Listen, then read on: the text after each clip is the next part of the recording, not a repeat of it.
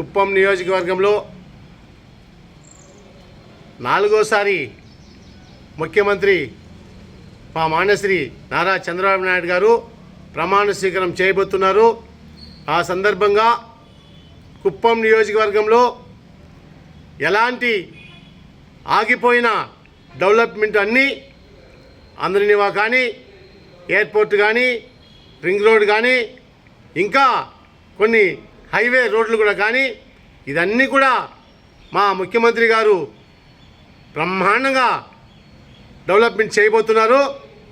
ఈ డెవలప్మెంటు చూసి ఈ వైఎస్ఆర్ పార్టీ నాయకులు కూడా తెలుగుదేశం వైపు కన్ను చూసే విధంగా మా చంద్రబాబు నాయుడు గారు డెవలప్మెంట్ చేస్తున్నారు.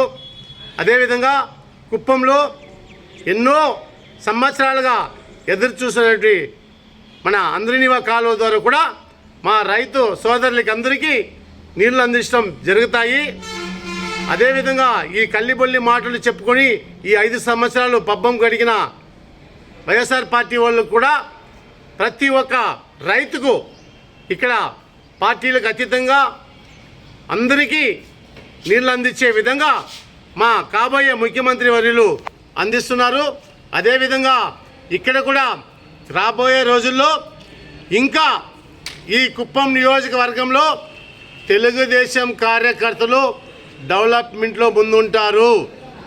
ఎక్కడ కానీ సంక్షేమ పథకం కానీ, డెవలప్మెంట్ కానీ ప్రతి ఒక్క పేద రైతులకి అందించాలనేసి ఈ మన తెలుగుదేశం కార్యకర్తలు ముందుకు వచ్చి ఏ విధంగా మంచి డెవలప్మెంట్ చేయాలనేసి కోరుకుంటూ ఈ మీడియా ముఖంగా తెలియపరుస్తున్నాను. నమస్కారం అండి. కుప్పం ప్రజలు తాగడానికి నీరు కానీ స్నానం చేయడానికి చాలా ఇబ్బంది పడేవారు.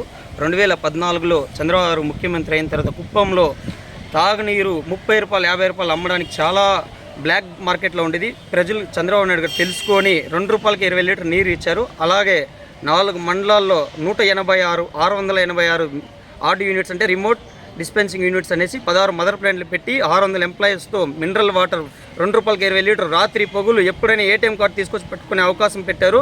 చంద్రబాబు ప్రభుత్వంలో డైలీ 10,000 ఇంకా 15,000 క్యాన్లు ప్రజలు వాడేవారు.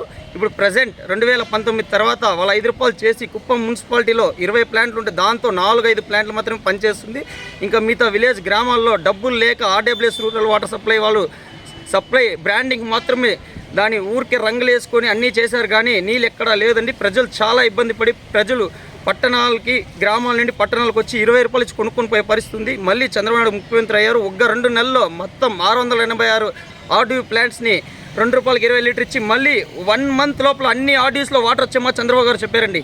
గత 35 ఏళ్ళుగా చంద్రబాబు నాయుడు అభివృద్ధి చేస్తూనే వస్తున్న కుప్పాన్ని కాకపోతే గత 5 సంవత్సరాలుగా వైసీపీ వచ్చినప్పటి నుంచి అభివృద్ధి లేదు.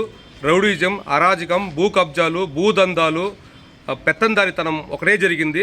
అభివృద్ధి శూన్యమైంది. ఇవన్నీ పోయి ప్రజలు అఖండ మెజారిటీ చంద్రబాబు నాయుడు గెలిపించిన కనుక ప్రతి ఊరికి నీళ్లు, మంచినీళ్ళు, తాగునీరు, సాగునీరు అన్నీ ఇచ్చి కాకుండా డెవలప్మెంట్తో నెంబర్ 1గా ఈ స్టేట్లో నెంబర్ 1గా చేస్తారని మనస్ఫూర్తిగా కోరుకుంటున్నాను. అందరికీ నమస్తే. గత 2014 నుంచి 19 వరకు చంద్రబాబు నాయుడు గారు ముఖ్యమంత్రిగా ఉన్నప్పుడు కుప్పం ఆర్టీసీ డిపోలో 156 బస్సులు ఉండేది. అన్ని సర్వీసులు చిత్తూరుకు వెళ్ళాలంటే ప్రతి 15 నిమిషాలకు ఒక బస్సు ఉండేది. ఇప్పుడు ఈ ప్రభుత్వం వైసీపీ ప్రభుత్వం వచ్చిన తర్వాత మొత్తం ఇక్కడ ఉన్న బస్సులను తీసుకువెళ్ళి పెద్దరెడ్డి గారు పొంగనూరు మిగతా నియోజకవర్గాలకు తీసుకువెళ్ళి ఇక్కడ డొక్కు బస్సులు పెట్టి చిత్తూరుకు పోవాలంటే 1 అవర్ వెయిట్ చేసే పరిస్థితి, 1 అవర్ 2 అవర్స్ వెయిట్ చేసే పరిస్థితి ఇక్కడ పెట్టారు. ఇప్పుడు చంద్రబాబు నాయుడు గారు ముఖ్యమంత్రి అయితేనే మేము ఇక్కడ కుప్పం ఆర్టీసీ బస్సులని ప్రతి 15 నిమిషాలకు ఒక బస్సు కూడా ఏర్పాటు చేస్తామని చంద్రబాబు నాయుడు చెప్పారు. అలాగే చేస్తారని మాకు నమ్ముతున్నాం.